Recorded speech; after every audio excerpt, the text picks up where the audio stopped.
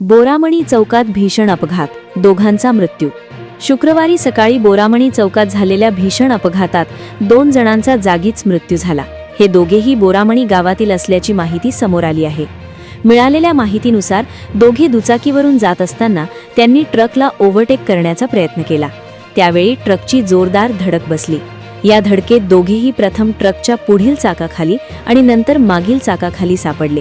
त्यामुळे त्यांचा जागीच मृत्यू झाला. अपघातानंतर ट्रक काही अंतर पुढे जाऊन थांबला.